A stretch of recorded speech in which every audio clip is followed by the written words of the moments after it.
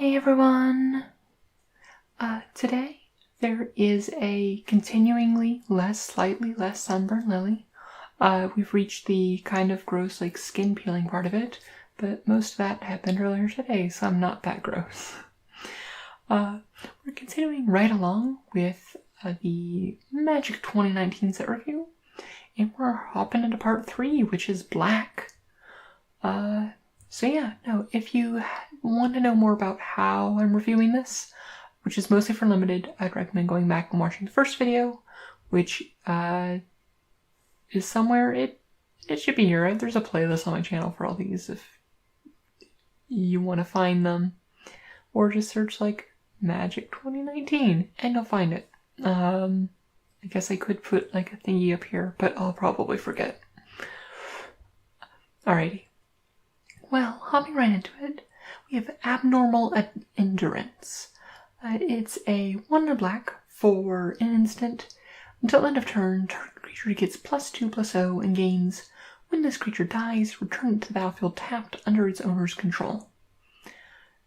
It's a slightly more expensive supernatural stamina like we got in Amonkhet, and that was a card which was fine, but I think it was...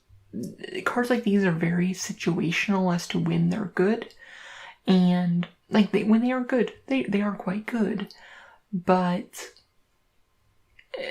for 2 mana, I don't think you're getting your money's worth for a combat trick with this combat trick. So, you can use it ideally trade up for a creature, and no, you didn't actually die, and it comes back and stuff, and I guess you could do some silly things with ETB effects, but honestly, I feel that for 2 mana, this is not a 2 mana trick. I think Supernatural Stamina had a nice little place at 1 mana, but this I'm not down for. So, that said, it's not bad. Next up we have Blood Divination, which is 4 mana for a sorcery. As an additional cost to cast the spell, sacrifice a creature, draw 3 cards. The black-red deck is the sacrifice deck, and which is all about making tokens and things like that. But that said, Blood Divination isn't getting you that much. Sacrificing creature is a big a high cost, and when you're behind and you draw this, you want to be able to just cast your draw spells and draw into answers, not have to sacrifice your last blocker. And it's just I am always, sacrifice effects I feel are really good when they're not mandatory to cast a spell.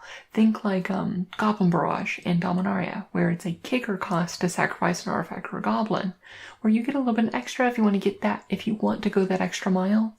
But having this when you need all your creatures on board and you have nothing you want to sacrifice, this ends up being just a dead card in your hand. And honestly, drawing 3 for 4 isn't super useful. Yeah, it's cheaper than other draw effects you might get, but at the same time, you don't mind your draw effects being more expensive late game, and this is not a useful spell on turn 4, so I'm not big on Blood Divination. We have Bogstopper, which is a 6 mana 6/5. It's not flashy, but the stats are honestly is a bit below the curve, but sometimes you just need a big dumb creature at your top end. Obviously you'd prefer to have a better top end creature, but I mean, when it comes to just big dumb creature, you could do worse. It attacks well, it blocks ground stuff relatively well, and yeah, I mean, it's no Colossal Dreadmaw, but we can't all be Colossal Dreadmaw. Next up we have Bone Dragon, which is a 5 mana 5/4 flying for a dragon skeleton, which is an awesome type line. You can also pay 5 mana, exile 7 other cards from your graveyard, return Bone Dragon from your graveyard to the battlefield tapped. This is just a great card. I mean, first of all, 5 mana for 5/4 flying is an amazing card. And the fact that late game, when you've been like trading off creatures and things like that and casting spells, you might be able to recur it. I'm in for Bone Dragon. Like, I mean, it's a mythic and its mythic power level is showing, but yeah, no, I Bone Dragon, but yeah, no. But it's just like the fact that like you'll be often games where you just don't get to 7 other cards in your graveyard, but the fact that its stats alone make it like a very good beater, makes that just kind of like upside instead of being an integral part of what makes this thing good. When like creatures have like activated abilities which are very good, but they're hard to activate, you have to make sure that your base level is still good enough. So, but this one definitely is. Next up we have Child of Night, which is a 2-mana 2/1 with lifelink. I mean, it's a piker, which I'm not always huge on for 2, but it does have lifelink, so if you are in that life gain deck, it's not bad. And as piker goes, like, lifelink is probably honestly one of the better keywords in Limited, but I think it's fine. Its value goes up if you have those life gain payoffs, but otherwise I think it's a fine 2-drop, but it's nothing insane. That's all I have to say. We got Death Baron, which is a 3-mana 2/2 with skeletons you control and other zombies you control get +1/+1 and have Death Touch. I think like the first comparison you might think of is like Lord of the Accursed from Omnipotence, which was a lord, like, which gave all your other zombies +1/+1. The thing is that this is a much less zombie and skeleton centric set, where if you pick it up early, you can prioritize zombies and whatnot, but the fact that this is not a tribal set makes it a bit worse. Yeah, I think it's fine. And then like game, like if you have like a handful of other like incidental zombies and skeletons, it's alright, but even then, like its stats as a 3-mana 2/2 is not great, and its boost is nice, but the fact that it isn't really a core theme of the set, where it's like we had the Spirit Lord earlier, which was just like a 1/3 flyer for 1 in the blue that gave other spirits +1/+1. That one I like though, because a 2-mana 1/3 flyer is an okay creature on its own. This one is not an okay creature on its own. So if you pick it up early and you can get there, like with like having critical mass of zombies and skeletons, it becomes better, but just as a 3-mana 2/2, which might pump 1 or 2 of the other creatures in your deck, I'm not liking that. Next up we have Demon of Catastrophes, which is a 4-mana 6/6 with flying and trample, and it has additional cost to cast this spell. Sacrifice a creature. Now, remember I was saying about Blood Divination? This one I do like a bit more, because this is a sacrifice one which is useful on curve. Like, you play this on turn 4, you're flying in with a 6/6 trample, especially if you got some like the cheap token makers in white or red. This like is a great like good beating. Like, obviously late game, like in the extreme back foot scenarios, it's not great. But one way that I think kind of also think about this is that kind of think about it as an aura, where you're playing a card, if they remove it, they are getting a 2-for-1, but that said, you're essentially upgrading whatever creature you have to a 6/6 with flying and trample, which is a very good creature. So I like it. Like, those are good stats. Like, that would be like, say like you're casting this on average on like a bear or a 2/2, and if like, yeah, let's say you're casting on a 2/2 and like there's like the 1/1 goblins you can get that is obviously a better target, or let's say even like a 3/3. Like, if it was an aura that said creature gets +3/+3 and flying and trample, that would be an aura I would be willing to play, and this kind of is what that is. So Yeah, no, I like Demon of Catastrophes. Next up is a Diregraph Ghoul. It is 1 black for a 2/2 zombie that enters battlefield tapped. This is a solid creature. I mean, it enters battlefield tapped, so it's like a little awkward if you need it on the defense, but that said, like, turn 1, getting out like a creature to be able to like, get that aggro going, if you're doing like a black-red aggro strategy, or things like that, where like, I mean, that downside is not that bad for the upside of just having a very aggressively costed creature.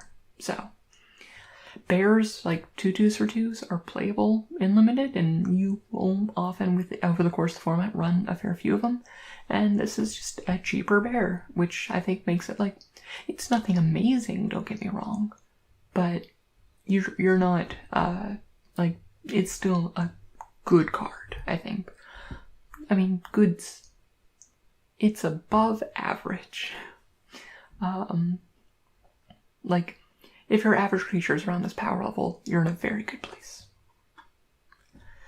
Next up we have Doom Descender, which is a 2-mana 1/1, and then when it dies, create a 2/2 black zombie creature token. There's a lot of like Amonkhet-ish cards in terms of just not the world necessarily, even though this one is, but mechanically, I find in the set. But Doom Descender, well, I guess that makes sense because it's all about Bolas, and Amonkhet was all about Bolas. Huh, I get it. But mechanically, this card was just a very good card. Like, either it like jump blocks or maybe trades for an X1, and then you get a 2/2 and things. And with this set having the sacrifice up thing, this is a great target for a sacrifice. And yeah, no, I like Doom Descender as a card, like even more so kind of than an Amonkhet, because sacrifice is kind of a theme in it, and this is a good sacrifice target. Okay, we have Duress, which is 1 black for sorcery. Target opponent reveals their hand. You may choose a non-creature, non-land card from it. That player discards this card. This is not a good card for limited generally. You might sideboard it in if they have a non-creature spell that they can't, that you can't deal with. But otherwise, this just isn't the kind of card you want to be running. Like I say, limited is a creature-based format, and this does not hit creatures, so not big on duress. Next up is Epicure of Blood, which is a 5-mana 4/4 common, which with whenever you gain life, each opponent loses 1 life. Now this is like, you don't want more than a few of these in your deck, like 1 or 2, because it is a 5-drop, but like this is like a serious kind of like thing where like you get a lot of like the small damage like life gain things where there's like an artifact that like gets on your upkeep, and there's a few other ones that do that. This can really like give a good clock, especially if you want to just stall up the game. And honestly, a 4/4 is just kind of a brick that like can't help stall up a board and decent stats. So this is like probably like this is a solid payoff for like a lot of the life gain enablers, especially because like a lot of the ones we've seen are very good at small little packets of life gain, and this is exactly what this wants. So obviously it is a 5-drop, and you don't want to run too many like 5 and above drops, but in terms of your like standard fair life gain payoff, this is a pretty good one. Next up is Fell Spectre, which is a 4-mana 1/3 flying. Which, when it enters battlefield, target opponent discards a card. Whenever an opponent discards a card, that player loses 2 life. So the second line, discard isn't a huge theme in the set, so it's mostly going to be a 4-mana for 1/3 flying, but it also has your opponent discard a card and drains them for 2. And honestly, that's pretty good value, all said. Like, yeah, no, I'm in for this. I mean, you're at card parity. Like, you're obviously it's like best if you can like get your opponent like low on cards. Of course, by the time this is coming out, usually they're low on cards, and you can hit one of their high drops potentially. And yeah, no, I'm a fan of Fell Spectre. I don't think you you shouldn't go too far your way to think about like, ooh, this is a big build around me card, I should go all on discard.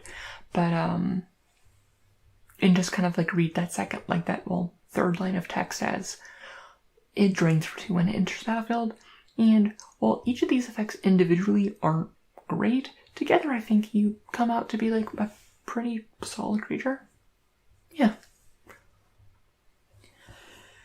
Next up we have Fraying Omnipotence, which is a 5-mana sorcery, which says each player loses half their life, then discards half the cards in their hand, then sacrifices half the creatures they control. Round up each time. This is a very interesting one because it is symmetrical and kind of you're going to want to be playing around how you're playing it, but it is kind of awkward because it's like, oh, if you are like going to be playing a Wrath, you just like don't play out your cards for a Wrath. Like you don't play out creatures. But this one, since you have to kind of play your creatures because you also have to discard half your cards, and I think at times it can be a blowout and like devastate opponents, but I think it's a bit too hard to maneuver in Limited to really be consistently good. Like when you're on your back foot, like this is a dead draw, and I feel like the situations where this is going to be like good are so niche and so far and few between that it's probably not worth running, honestly. So yeah. That's what I have to say. And this is also one that like I'm kind of iffy on, and I'm prepared to be completely wrong about this card, but my gut feeling is that this is too specific. Next up we have Gravedigger, which is a 5/4 mana 2/2 that when it enters battlefield, you may return target creature card from your graveyard to your hand. This is a good card. I mean, you get a body, you get a creature back, you get to replay creature. Gravedigger is good in most formats, or limited formats. So yeah, I'm down for Gravedigger. And we have been seeing like a fair few zombies that zombie lord is starting to go a bit further up my book. So yeah, but still not quite there yet. But yeah, no, Gravedigger is just good. Like you essentially draw a card that's a creature that died and you get it back and you get to play it. It's a 2/2 body. Yeah. Next up we have Graveyard Marshal, which is black for a 3/2. Already solid, like that's good stats. And you can pay 2 and a black, exile a creature card from your graveyard, and create a tapped 2/2 black zombie creature token. This is a real solid. Like, obviously you don't want to exile like good creatures if you know for recursion, like Gravediggers and things like that. But essentially turning all of your other creatures that die into 2/2 zombies later on is real solid, on top of it being a 3/2 for 2. Yeah, I retract my opinion further on that zombie lord. That zombie lord is looking a lot better. I guess I kind of like went into it from like blue had the blue spirit lord, but didn't have that great density of spirits. This one, however, like black's like pseudo tribe is looking to have a lot more. Even though it's not like strictly a tribal theme, it just is a tribal card. But that tribe is much more better represented, I feel. But yeah, no, Graveyard Marshal, it does work. Like, its stats alone make it playable, and the fact that it is a great ability on top of that.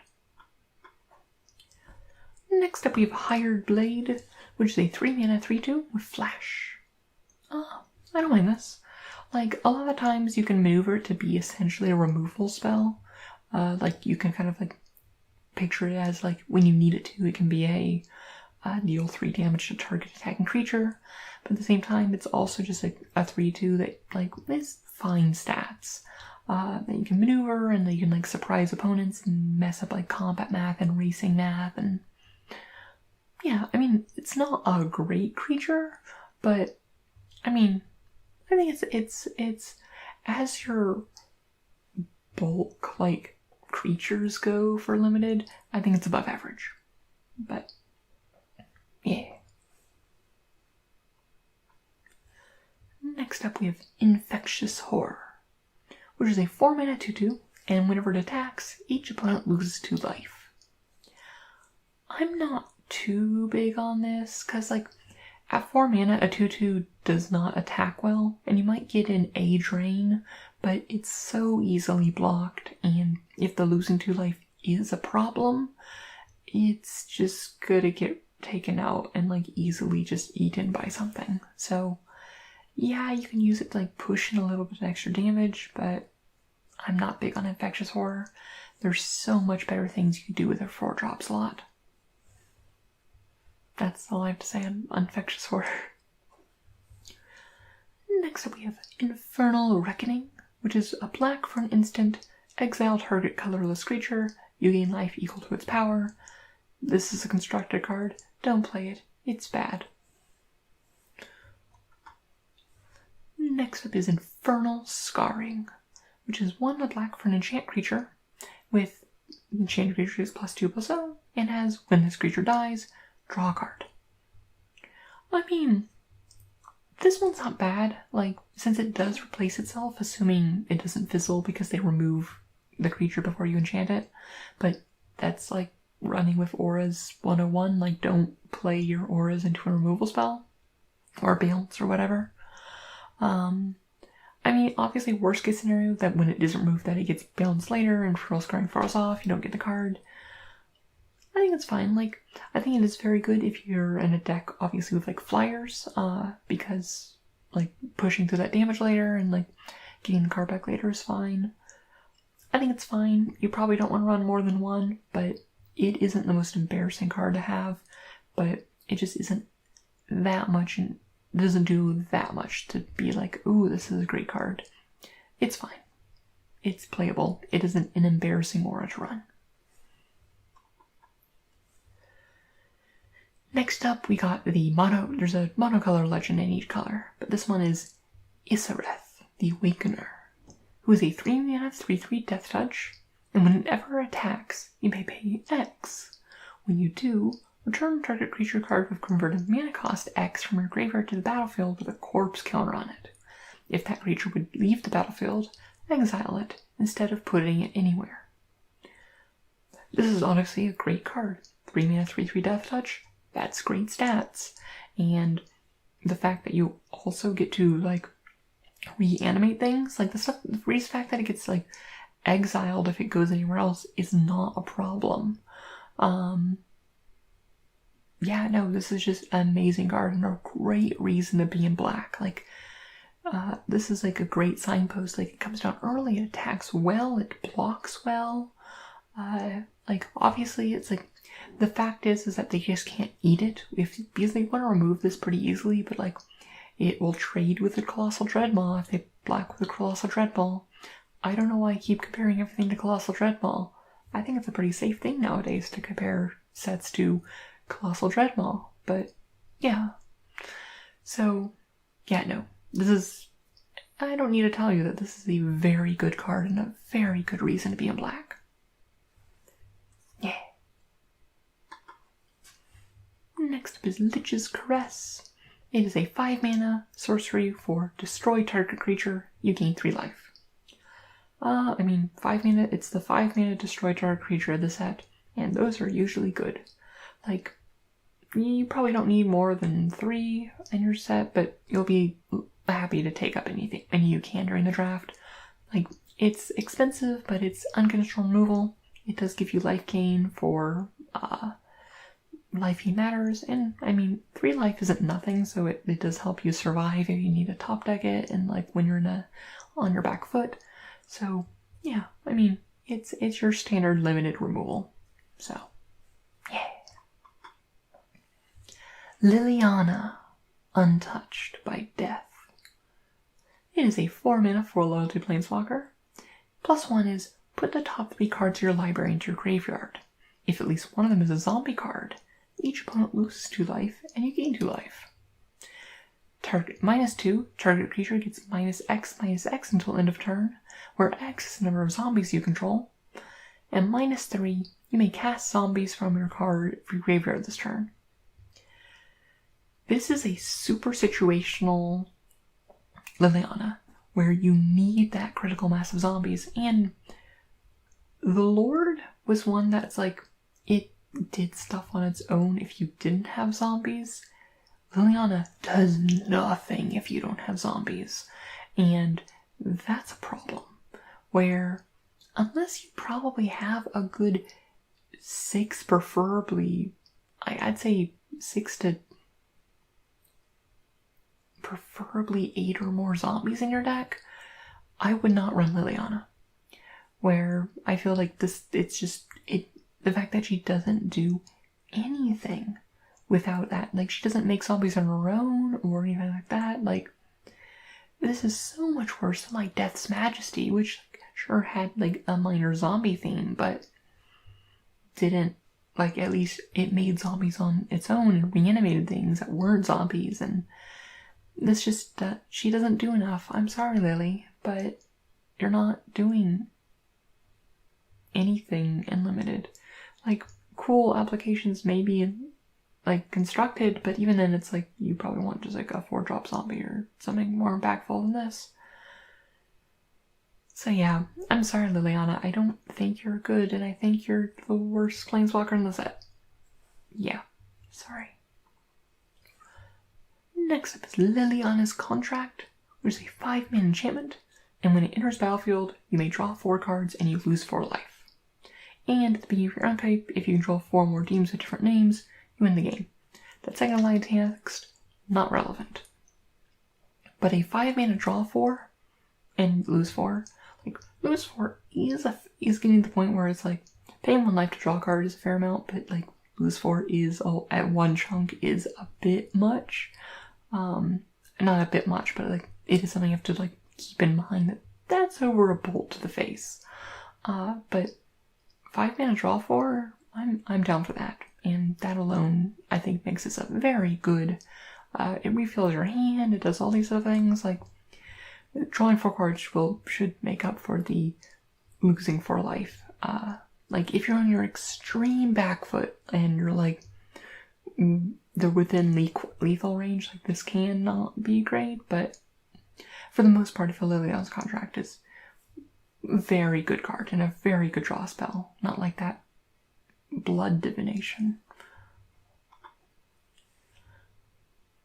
Okay, we have McCobb Waltz, which is 1 black. Return up to 2 target creature cards from your graveyard to your hand, and then discard a card. Yeah, this isn't bad. Like, obviously you want to, like, save late game to have, like, a land or something to pitch. And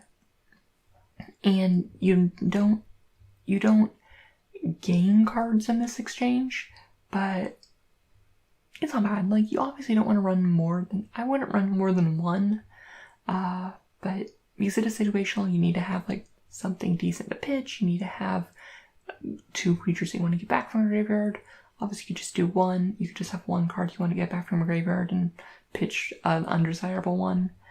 But, I think it's fine. Like, I like better, like, return creatures to your hand effects. And this is my favorite, but this isn't bad either. Next up we have Mind Rot, which is this target player discards 2 cards. It's fine. Like, it's not embarrassing to run, but it's not great. Most of the time you're better off having just a 3-drop creature in the slot, but yeah. It's Mind Rot. What else is there to say? Murder. 1 black for an instant, destroy target creature. I hate to say it, but this is probably one of the art, like, aside from bomb mythics and rares, this is probably just the best uncommon in the set. Which is kind of funny because it's often the best uncommon in whatever set it's in. But it's 3 mana destroy target creature. Like, what else do you want? Like, that's the limited dream. Like, it's cheap, it's efficient, it's instant speed. Like, it's murder. Yeah. Next up is Nightmare's Thirst, which is a 1 black for an instant. You gain 1 life. Target creature gets -X, where X is the amount of life you've gained this turn. This is a cool one, where at its base level, it's a 1 mana, like, target creature gets -1/-1, which is not great, but it's fine. And I feel like you want to be in that life gain deck to really make this work. And of course it kills like X1s, but if you are in that life gain deck and you're able to like get like a certain amount, like this can be a pretty good like combat trick and or words that mean things. Removal spell, like it's very efficient if you are in that deck and if you can make it work. And if not, it's a below average combat trick, but it's still a perfectly runnable combat trick. So I like Vimer's Thirst. It requires a bit of build around to make it like a good removal spell, but that said, you could do worse. Okay, next we have Open the Graves, which is a 5-mana enchantment, which says, whenever a non-token creature you control dies, create a 2/2 black zombie creature token. This one is one that will completely depend on the speed of the format. If it ends up being a very slow, kind of grindy format, Open the Graves will be great. Because it's like, but that said, if it's too fast, you just can't afford to be paying 5 mana on an enchantment that doesn't directly affect the board state. So I think this card will definitely depend on how the format shapes up to see how it actually ends up being. So yeah, that's one we have to say about it. Where if the format is slow enough to play 5 mana enchantments that don't directly affect the board state when they come in, which is the formats that I love, this will be great. But if not, it could end up that it's too fast. But even in like a medium speed format where it's like, even if you are racing like this, you play this down turn 5, then next turn you can like, when they attack, you can like trade off your creatures more aggressively and get blockers left behind. And you know, I'm coming around. Even on like a medium, like as long as it's not like a hyper fast format, like Omnipotence, I feel like this could be like a real solid card. Yeah. Like obviously if you have this in hand, be smart about your talks. Don't like trade off as aggressively until it's down. And yeah. No, but I like this. I've come around to it by talking to myself. Next up is Phylactery Lich, which is a black for a 5/5 indestructible. As it enters the battlefield, put a Phylactery counter on an artifact you control. When you control no permanents with Phylactery counters on them, sacrifice Phylactery Lich. I love this card from like a flavor and kind of like top-down design perspective.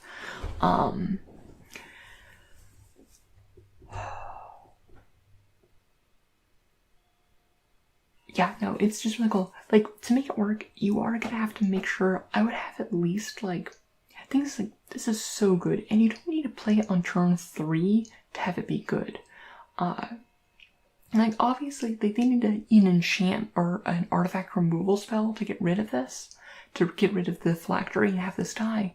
But a 5/5 indestructible, so many decks just can't deal with that. And if you can make it work, I would probably want to have at least 3, maybe 4 artifacts, but I feel that the payoff for this card is high enough that I think it's okay to risk it being like not having it always necessarily. But yeah, no. Phylactery Lich, huge fan. Yeah, no. The fact that you just get to, the upside, like there is the risk that you draw it, you don't have any artifacts, or you don't have triple black, because that is an issue. You do need to be very much base black to make this work. But if you have, like, if you open this up early, you should try to make this work, because, like, this is kind of a great build-around payoff, because it's just, like, a 5/5 indestructible, like, what are they going to do about that short of, like, artifact removal, which no one's going to be running main board in this format. Like, this isn't Dominaria where there was sagas who people were running like Invoke the Divines and stuff like that. It isn't like Kaladesh where people were just running artifact removal main board. Like, obviously they might sideboard into artifact removal, but even then they're having to spend a card to get rid of this, and it is such a potent question to ask. Also, I guess, like, auras or exile effects deal with it, but yeah, no. And in, like, the dream where this goes down turn 3, like, if they don't have an answer to that immediately, like, you're just stealing that game. So it's a build round, but I feel it's such a high upside that you should go for it if you can. If it's pack 3 and you're opening this, make sure you're like halfway there to making it work. Otherwise, it's probably a bit too far off. Next, we have the next horse, which is Plague Mare. It's a 3-mana 2/2 that can't be blocked by white creatures. When it enters the battlefield, creatures your opponent can control get -1/-1 till end of turn. This one I don't mind. Like, the 3-mana 2/2 is the can't be blocked by white creatures is situational and not super important. But the fact that you could, like, just mow down X1s or, like, play this after, like, a big attack and everything's, like, has damage mark on it, like, lets you do that. Yeah, no, I like Plague Mare. I like it a fair bit. Like, its stats aren't great, but I feel there's a lot of situations where it coming down could be very useful. Ravenous Harpy. It's a 3-mana 1/2 flying, and it has 1 sacrifice another creature. Put a +1/+1 counter on Ravenous Harpy. I feel really bad about sacrificing creatures because it is a very high cost. And unless you have the, like, even if it's, like, good, like, the good, when you think about, like, Magic and you think, like, the good sacrifice things, the good sacrifice creatures are things like Fallen Angel, which was, I think, like a 4/4 for 5 or 6 with flying that just sacrifices a creature, no mana cost, it gets +2/+2. Those are the creatures that are good, and, like, this is nowhere near that. It costs a mana, you have to leave up mana if you want to sacrifice stuff. It only gets a +1/+1 counter, you don't get to swing, it's only a 1/2 for 3, you don't get to, like, swing in for, like, you can't just, like, threaten, like, sacrifice your board by swinging with Fallen Angel, who's a 12/12. And just, like, all of those things, and we haven't, like, even within Red, which I've looked at, just doesn't have the sacrifice fodder they want to be using. Like, if I'm going wide, I want to go wide and use those tokens to turn sideways, not consolidate power onto a flyer. Like, best case scenario, you're sacrificing, like, 1/1 goblins, so typically you want your power and toughness spread out over as many creatures as possible. Like, sure, you're giving that one power, 1 toughness to giving it flying, but you're spending a mana and you're leaving yourself open to, like, things removed. So I'm not big on Ravenous Harpy. I'm honestly just, like, I haven't, like, apart from, like, the big, like, rare payoffs, I'm not a fan of, like, the sacrifice theme in general on this set. But that's just me. I'm just also just paranoid of, like, things getting removed. Also, it's too aggro for my taste. Aggro. Oh, well, here's a good sacrifice outlet. This is the card that, like, enables sacrifice, and I think it's one of the few ones that, like, is really good for it. And that's Reassembling Skeleton, where it's 1 black for 1/1, where you can also pay 1 black to return from your graveyard to your battlefield. So this is one where it's like, if you can get this going and enable this and just get that, like, engine going, this is great. But this is an uncommon, and an uncommon does not justify, like, if you can pick that up early, it lets, like, a lot of the other sacrifice creatures become so much better. But even then, it just requires so much specific things. Like, that said, on its own, this is a great card.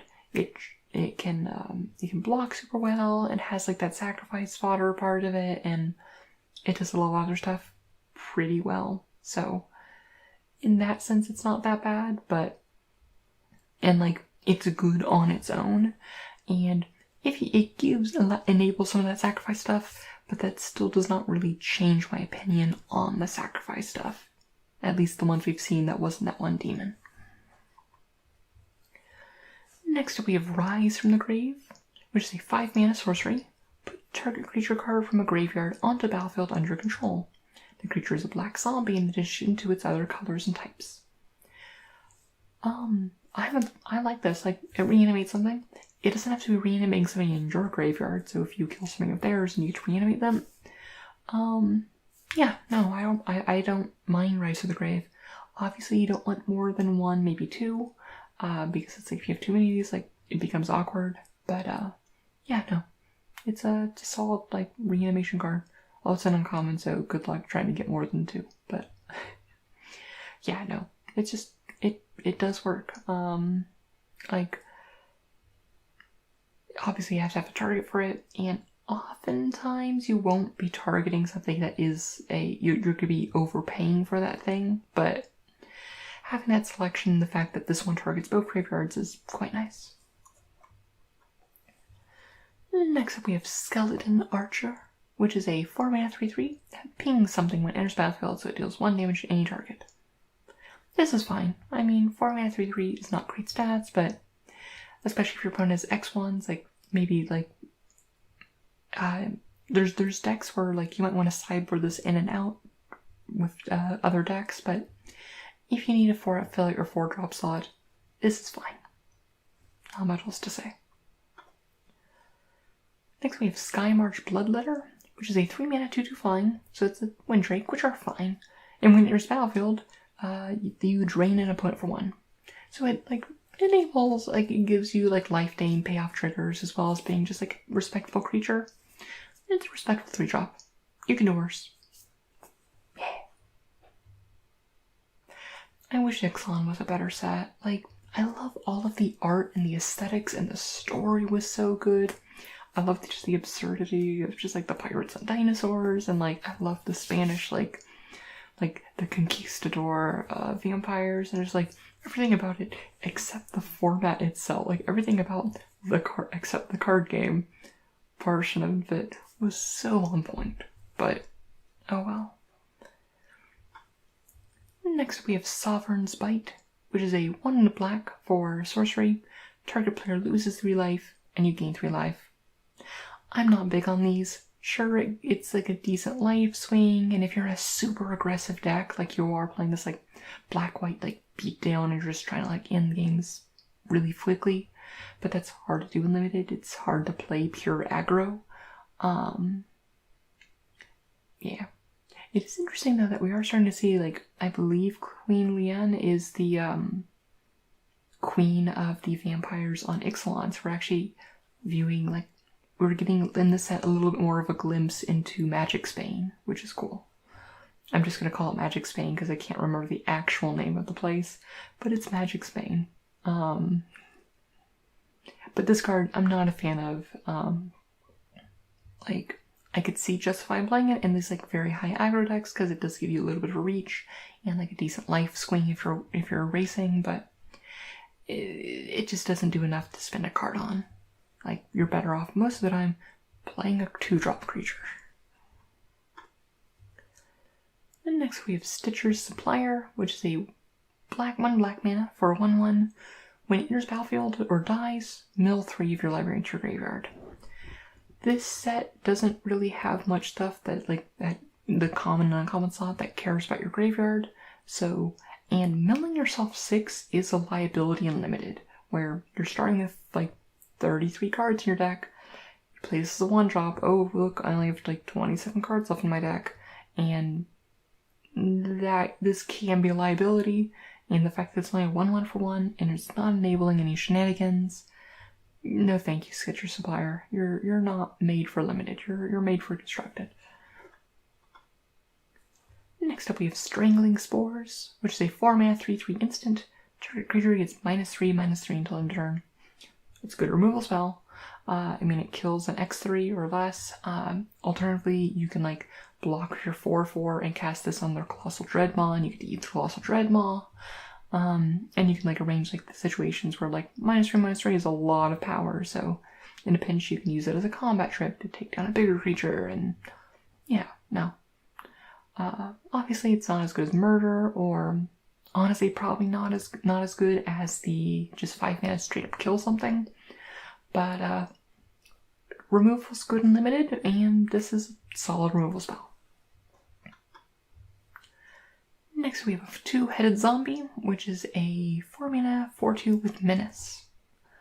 I mean, 4 mana 4/2s I'm not usually in for, but having Menace means it'll usually can often trade for 2 things. Like the 2 power or 2 toughness is less of a liability of the Menace, and it can punch through a fair amount of damage, so I think it's a fine 4-drop. It's nothing insane, but as 4/2s for 4 to go, it's not that bad. Vampire Neonate, which is a black mana for an 0/3 with 2 and a tap it. Each opponent loses 1 life, and you gain 1 life. This is exactly the kind of grindy nonsense that I love. I mean, it's a 1 mana 0/3, which blocks decent enough, and like late game, this kind of like enables life gain. If you have any like the life gain payoffs, it enables. That said, now that we are through both white and black, there aren't actually that many life gain payoffs. Like there's a few that are like decent, but not that many. Like there's still like the gold, a couple gold cards, but the life gain cards seem far and few between. Where you're gonna, and while like enablers are fairly common. That said, I like this as a card even without those life gain payoffs. Like I like slowly draining my opponent, and it's a good blocker early game. But the fact is that if you want to go into the life gain deck, most of the time I feel like it will just end up being black-white value rather than black-white life gain, because unless you get those payoffs early. If you get those payoffs, that's great. Like we do have that like 5-drop that like drains on life gain at common.